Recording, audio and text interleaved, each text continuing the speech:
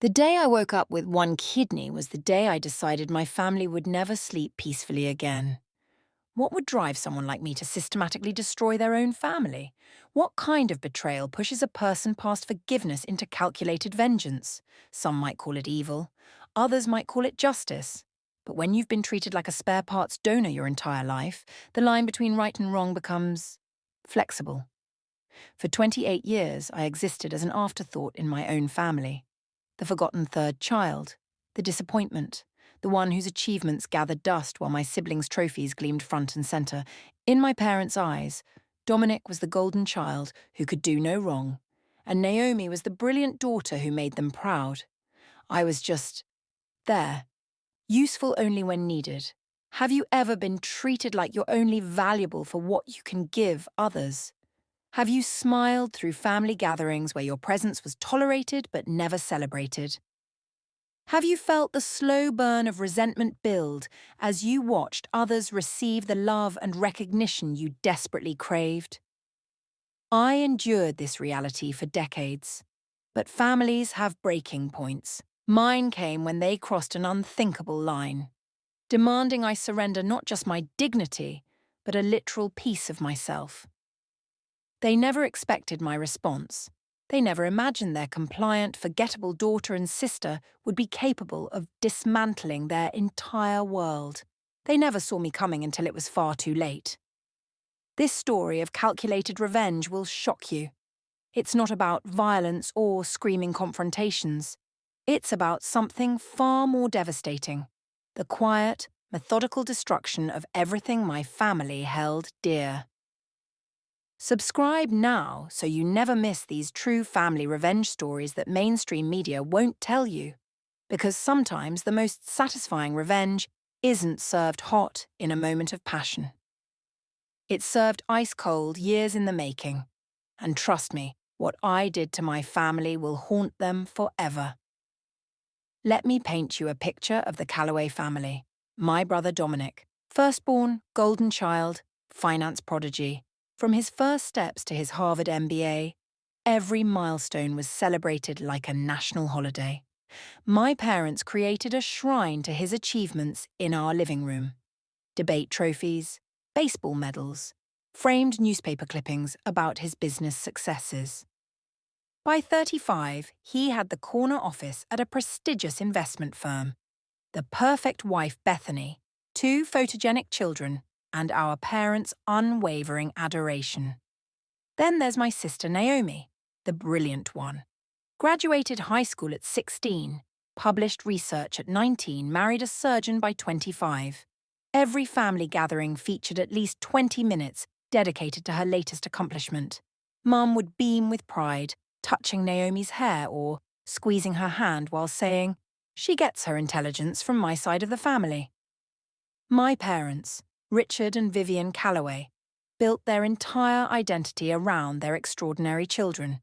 Well, two of them anyway. My father, a self-made businessman with cold eyes and colder expectations, never missed Dominic's games but somehow couldn't remember what degree I was pursuing. My mother, a former beauty queen who married into success, spent her days planning charity galas and nurturing her children's potential. Again, only the ones she deemed worthy of investment. And then there was me, the afterthought, the spare tire, the obligatory third child they had when they were trying for another boy. I've spent most of my adult life building a world separate from them. My apartment isn't fancy, a one-bedroom with mismatched furniture and walls covered in my own artwork that my mother once called an interesting hobby. I work as a graphic designer at a small marketing firm where my colleagues actually acknowledge my birthday and congratulate me on successful campaigns. Once a month, I'd force myself to attend Sunday dinner, a ritual of subtle humiliation that left me emotionally drained for days. I'd sit at the massive dining table watching my parents hang on Dominic's every word about market trends while Naomi detailed her latest research breakthrough.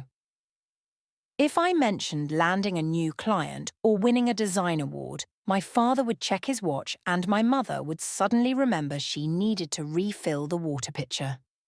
The psychological toll of being invisible in your own family builds slowly, like water damage. You don't notice the full extent until the ceiling collapses. There was the time I graduated with honours in graphic design. My parents attended only because Naomi insisted, then left immediately after the ceremony to attend Dominic's company party. He's launching a new investment fund, my mother explained, as if that justified missing my celebration dinner, or the summer when I was accepted into a prestigious art program in Paris. I needed $3,000 for airfare and housing, money that was supposed to be in my college fund. About that, my father said, not quite meeting my eyes, we had to borrow from your fund for Dominic's investment opportunity. It couldn't wait, and frankly, it's bringing returns that will benefit the whole family. I never made it to Paris. Dominic's investment collapsed 6 months later, and no one ever mentioned paying me back. Imagine spending your entire life as an afterthought to the people who should love you most. Imagine watching them celebrate your siblings' every breath while treating your existence as an inconvenience. It does something to you, creates a hollow space where security should be, plants seeds of doubt that bloom into self-loathing. By 28, I'd established boundaries. I limited contact. I started therapy. I built a small circle of friends who actually valued me. I was healing. But my family wasn't finished taking from me yet. They wanted something far more personal. It was an ordinary Tuesday evening. I'd just fed my cat Jasper and settled in with a glass of wine when my phone lit up with my mother's name. I almost didn't answer. Our last conversation had left me drained for days, but some reflexive sense of obligation made me pick up. Meredith, darling. Her voice had that syrupy quality it only got when she wanted something. We need you to come home this weekend. It's about Dominic. It's serious. She wouldn't elaborate further, just insisted I be there Saturday at noon. The urgency in her voice was real, even through the manipulation. So despite my better judgment, I drove the 2 hours to my childhood home. That weekend, I should have known something was wrong when I pulled up. Too many cars lined the driveway, not just my parents and siblings, but my Uncle Robert's SUV, Aunt Patricia's sedan, my father's business partner's luxury coupe. This wasn't a family discussion. This was an ambush. They were all arranged in the living room like a tableau, my father standing by the fireplace, mother perched on the edge of the sofa, Naomi and her husband on the love seat. Dominic was in my father's armchair, looking pale but dramatic in designer loungewear. His wife Bethany hovering beside him with a tissue clutched in her manicured hand. Extended family filled in the remaining spaces, all wearing matching expressions of grave concern. "There you are," my mother said, as if I were late instead of exactly on time. "Sit down, dear." My father cleared his throat. Dominic has been diagnosed with stage 5 kidney disease. His kidneys are failing rapidly. The room felt suddenly airless. Despite our complicated relationship, the news that my brother was seriously ill hit me hard. "I'm so sorry," I said, genuinely shocked. "What are the treatment options?" "He needs a transplant," my father continued. "Immediately." Aunt Patricia dabbed at her eyes. "It's been a nightmare. Richard and Vivian were tested first, of course, but neither is compatible." "And I would in a heartbeat," Naomi interjected, placing a protective hand over her slightly rounded belly. "But I'm pregnant with twins. The doctors won't allow it." My father's business partner nodded solemnly. Such a difficult situation for the family. Then my father looked directly at me, his expression not of a worried parent, but of someone closing a business deal. "You're a match, Meredith. You'll be giving Dominic your kidney. The surgery is scheduled for next month." Not, "Would you consider being tested?" Not, "We understand this is a major decision." Just the absolute presumption that of course I would surrender an organ because they had decided I should. I felt like I'd been doused with ice water. "Wait, what? You've already scheduled surgery? Don't I get a say in this?" The room temperature seemed to drop 10 degrees. My mother's expression tightened. "Say? What is there to say? This is your brother's life, Meredith. And it's my body, I countered. This is major surgery with lifelong implications. I need time to think about this. The silence that followed was deafening. Then came the barrage, the artillery of emotional manipulation my family had perfected over decades. My mother burst into dramatic tears. How could you even hesitate when your brother could die? Naomi looked at me with disgust. While you're thinking his condition deteriorates every day, Uncle Robert chimed in. Your cousin Gabrielle donated bone marrow to her brother without a second thought. Even Bethany, who had barely spoken 10 words to me in a decade, suddenly became my best friend. She pulled out her phone, shoving photos of my niece and nephew in my face. They need their father, Meredith. How will I tell them their aunt let their daddy die? I felt cornered, my chest tightening with panic. I just need some time to process this, to talk to my own doctor, to understand what recovery would look like for me. My father's face hardened into the expression I'd feared since childhood. What is there to process? This is your brother's life we're talking about. It's also my life, I said quietly. A kidney transplant will affect me forever. You've always been selfish, Meredith, my father spat, each word like a physical blow. For once in your life, do something for this family. That word, selfish, echoed in my head for days afterward as the onslaught continued. Daily calls, surprise visits, family friends reaching out to talk sense into me. My mother even contacted my landlord, asking if my apartment was suitable for recovery, implying the decision had already been made. The final blow came when my mother contacted my workplace. I discovered this when my boss called me into her office, explaining that my mother had reached out about family medical leave for my upcoming surgery. She'd told everyone at my firm that I was donating a kidney to my brother, before I had even agreed. My colleagues had already organised a meal train and recovery gift basket. My boss had rearranged project deadlines. I was trapped. How could I tell these kind people who thought I was doing something heroic that I was still deciding? How could I face their judgment if I said no? Exhausted and defeated, I called my mother that evening. Fine, I said, my voice hollow. I'll do it. Of course you will, she replied, as if there had never been any question. We've always known you'd do the right thing. But what these people failed to understand is that when you push someone past their breaking point, something irreversible happens. When you violate someone's boundaries so completely, you create something new and dangerous. You think you've won, but you've actually lit a fuse you can't see. And no one saw what was coming next. The transplant surgery took place on a cold Monday morning in October. If you've never experienced major surgery, let me paint you a picture. They wheeled me into a sterile operating room, transferred me to a hard table, and then a masked anesthesiologist told me to count backward from 10. I made it to 7.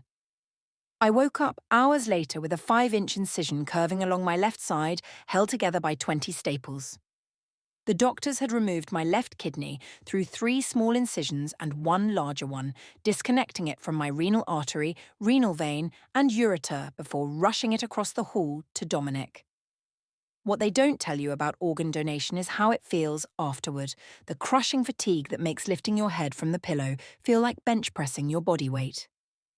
The pain that radiates through your abdomen with every breath, laugh, or cough. The catheter. The drainage tubes, the constant blood draws and vitals checks that prevent you from getting more than 45 minutes of consecutive sleep. On the 3rd day post-surgery, a nurse helped me shuffle down the hall to Dominic's room. He had a private suite, of course, corner room, extra large, filled with flowers, balloons and gift baskets. My parents were there, Mum adjusting his pillows while Dad read congratulatory messages from business associates. They looked up when I entered, nodded vaguely, then returned their attention to Dominic. The hero of the hour, one of the doctors said, patting Dominic's shoulder as he checked his chart. Remarkable recovery, your numbers look fantastic. No one mentioned that those fantastic numbers were because of my kidney. No one asked how I was feeling. I was discharged on day 5 with a prescription for pain medication and instructions to take it easy. No one offered to drive me home or stay with me. My father signed the paperwork while checking emails on his phone, handed me $100 for incidentals, and said they'd check in soon. That check-in came 1 week later, a 30-minute visit from my mother, who brought a wilting plant clearly purchased from the hospital gift shop, still bearing its clearance sticker. She spent most of the visit complaining about hospital parking and updating me on Dominic's incredible recovery. "He's already doing light work from home," she marvelled. "The doctors say they've never seen anyone bounce back so quickly." Meanwhile, I developed an infection at one of my incision sites. The fever hit 103 degrees. I called my mother at 2 a.m., delirious with pain. "Mum," I gasped, "I need help. I think I need to go back to the hospital." There was a long pause before she sighed. "Don't be dramatic, dear. Dominic is back at work already." I hung up and called a rideshare to take me to the emergency room. I spent 3 more days hospitalised with a severe infection that had spread to my bloodstream. No one visited. No one called. I listed my therapist as my emergency contact. When I was discharged again, something had changed inside me. Not violently, not with rage or screaming or tears. It was quieter than that, and far more dangerous. It was the cold, crystalline clarity of someone who finally sees the complete truth. I had given them a piece of my body, and they couldn't even give me a piece of their time. I had undergone life-altering surgery, and they couldn't alter their schedules for a single day to help me recover. I had sacrificed, and they had simply taken on as they always had, as they always would. Unless I stopped them. Hit that like button if you think what happened to me was unforgivable, and subscribe to see how I turned the tables on the family that saw me as nothing more than spare parts. Because what happened next, they never saw it coming. Recovery from kidney surgery takes weeks.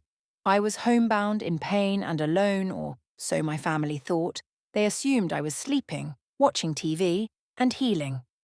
They were partially right. I was healing, but not in the way they imagined. My forced isolation became my research laboratory. With nothing but time and motivation, I began methodically investigating the family that had used me and discarded me. Each unanswered call, each day without visitors, each dismissive text asking if I was still feeling under the weather, fueled my determination. I started with what I knew: Dominic's investment firm. Something had always seemed off about his meteoric rise. Using my design skills, I created a professional-looking email account posing as a potential high-net-worth investor. The information packet I received revealed concerning discrepancies between public returns and actual performance. More digging uncovered that my father's construction company was deeply intertwined with Dominic's firm, and teetering on the edge of bankruptcy, kept afloat only by my brother's financial manoeuvring. My mother was easier. She'd been careless with her iPad password for years. Her anniversary date? How romantic.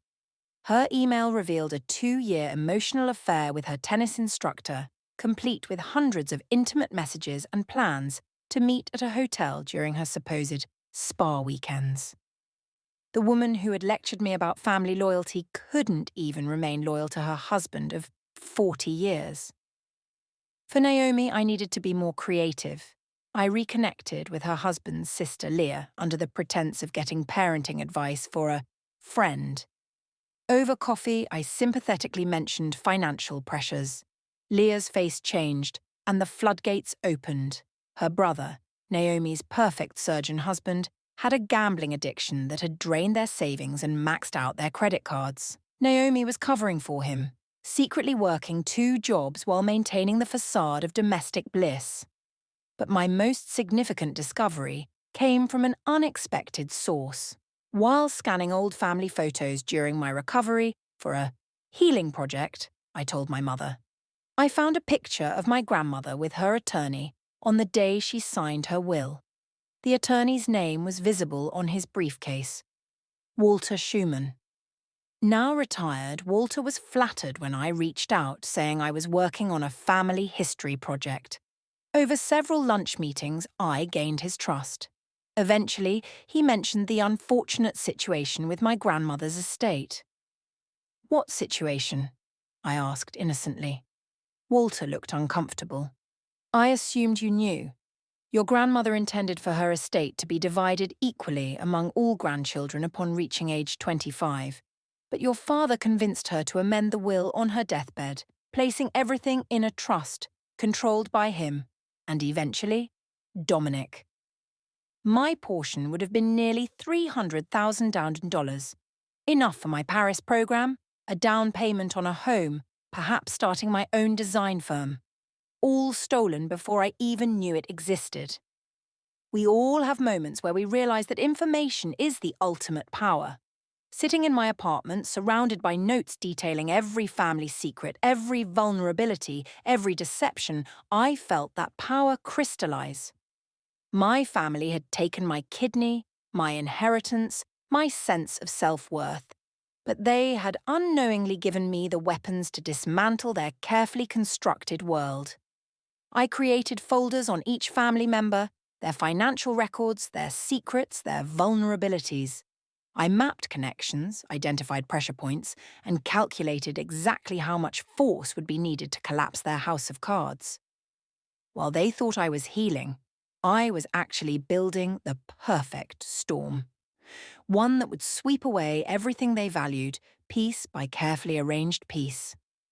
And they would never see me coming. The most devastating revenge isn't loud or violent. It's patient and precise. It's the slow constriction that the victim doesn't notice until they can no longer breathe. My first move was the most subtle. I simply disappeared emotionally. Not physically, not obviously, but I became unreachable in ways my family couldn't quite articulate. I stopped answering calls on the first ring. I replied to messages hours later with brief, neutral responses. I declined holiday invitations, citing vague health concerns from my surgery. I'm focusing on my recovery, I would say when pressed. Nothing they could argue with. Nothing they could label as hostile. Just a gradual, inexplicable distance. This subtle withdrawal confused them. They had always counted on my availability, my eagerness to please. Now I was a ghost. Present but somehow untouchable. My mother called my boss concerned about my depression. My father left gruff voicemails about family obligations. Even Naomi reached out, annoyed that I wasn't responding to her baby shower invitation with appropriate enthusiasm.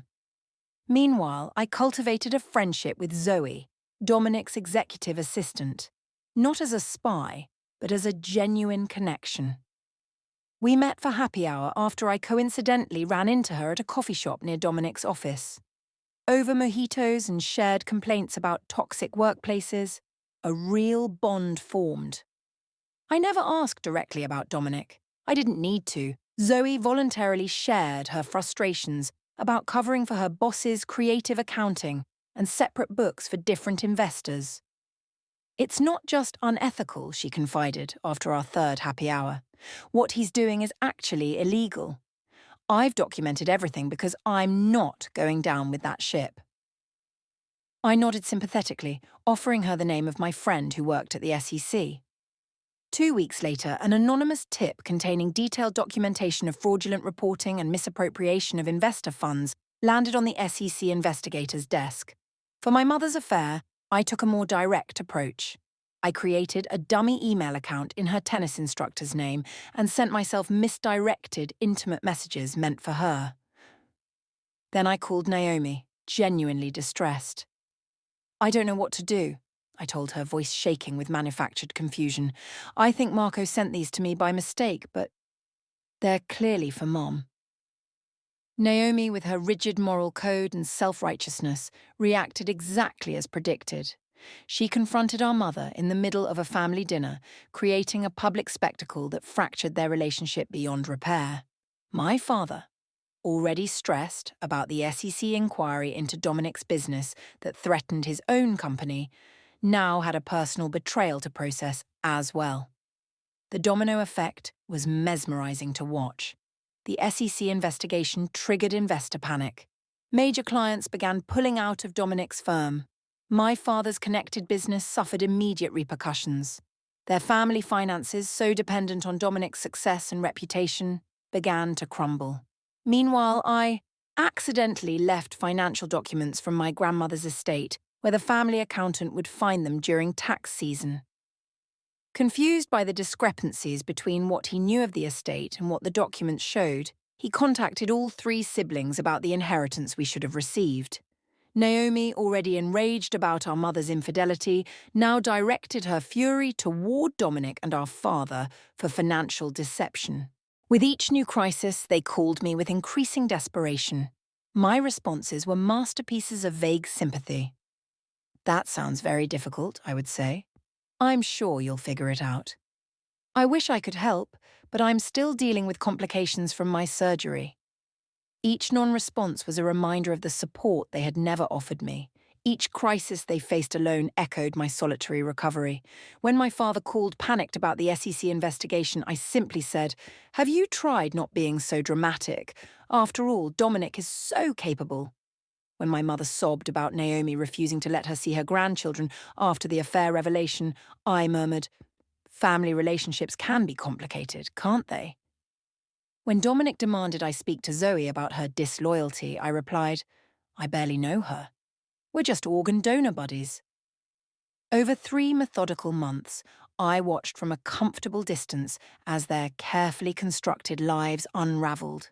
Their frantic texts filled my phone, voicemails piled up, increasingly desperate and confused. They couldn't understand what was happening or why everything was falling apart simultaneously. They couldn't see that this wasn't a string of bad luck or coincidences. This was calculated retribution, executed with surgical precision by the daughter they had seen as nothing more than a spare parts donor. And I wasn't finished yet. The final act was still to come. The moment when they would understand exactly who had engineered their downfall.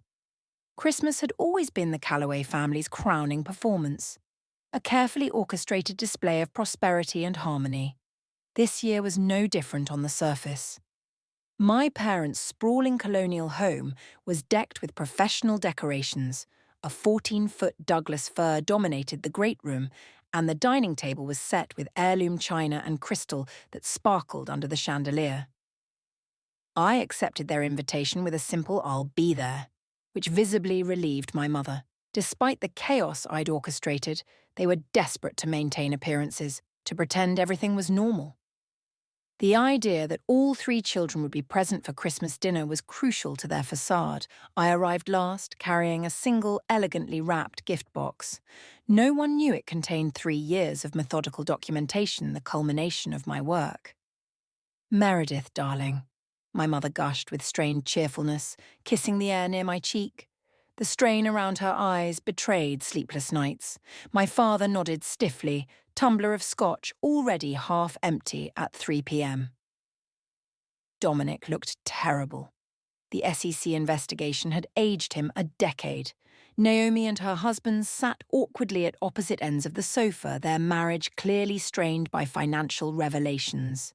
The room hummed with unspoken tensions, glances darting between family members who were no longer sure who to trust. We made it through dinner with painful small talk. Then came the gift exchange, their attempt at normalcy.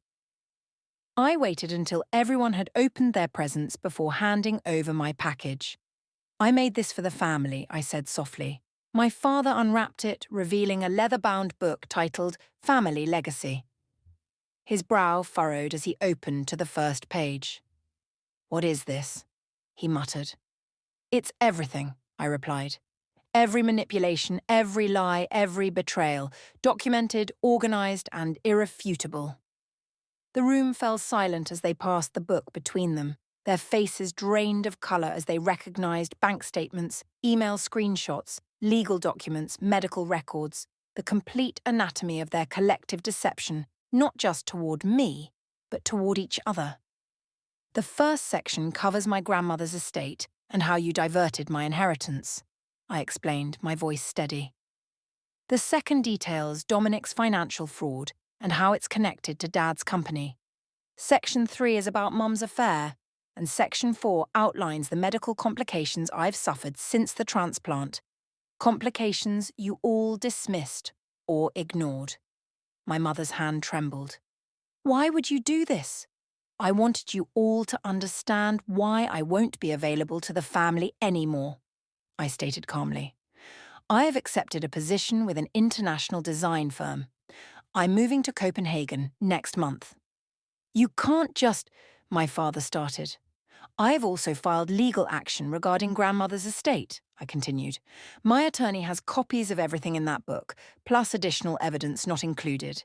He'll be contacting you after the holidays. Dominic lunged forward, his face contorted. You vindictive bitch! Do you have any idea what you've done? My company is under investigation. My reputation is ruined. I looked at him. Really looked at him for the first time since the surgery. That's the beautiful irony, Dominic.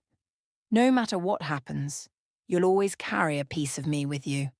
My kidney is keeping you alive even as I dismantle the life you built on lies. Poetic, isn't it? I stood, collecting my coat. One last thing. I've arranged for annual anonymous donations to kidney research in your name. After all, family helps family, right?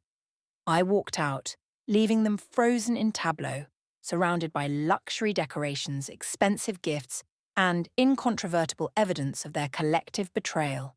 The perfect family portrait, finally showing its true image. Justice doesn't always come through courts or confrontations. Sometimes it comes through consequences.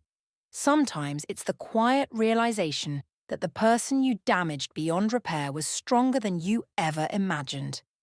Sometimes it's the dawning understanding that your destruction came not from an outside force, but from the very person you thought would always absorb your cruelty without fighting back. That was 3 years ago. Today, I live in a sun-filled apartment overlooking Copenhagen's colourful Nyhavn Canal. My international design career has flourished, and I've found purpose beyond my work. I now run a non-profit advocacy organisation for living organ donors, ensuring they receive proper medical follow-up and psychological support. I haven't spoken directly to my family since that Christmas day, but news still reaches me through distant relatives and mutual connections. My parents divorced bitterly, fighting over increasingly limited assets, as both their reputations and finances crumbled. My father declared bankruptcy after his company collapsed in the wake of Dominic's legal troubles. My mother lives in a condo, a quarter the size of their former home, largely shunned by her social circle since the affair became public knowledge. Dominic avoided prison through a plea deal, but his career in finance is permanently over. He works now at an unremarkable insurance company, his name forever tarnished in the industry he once dominated. His marriage didn't survive the scandal and financial ruin. Only Naomi occasionally sends cards, having separated herself from our parents' toxicity once she saw the truth. We're not close, but there's a fragile respect developing between us. Sometimes I feel a phantom pain where my missing kidney should be. In those moments, I remember that my revenge wasn't just complete. It was permanent, just like my sacrifice had been. The organ I was forced to surrender continues its work inside Dominic, a living reminder with every heartbeat that actions have consequences. Family isn't just about blood or shared DNA. True family lifts you up, respects your boundaries, and values your humanity. When those who should love you most see you only as a resource to exploit, walking away isn't just self-preservation. It's growth. If this story resonated with you, make sure to like, share, and subscribe. And tell me in the comments, what would you have done in my situation? Remember, new revenge stories drop every week. Some debts can never be repaid, but they can be remembered with every single heartbeat.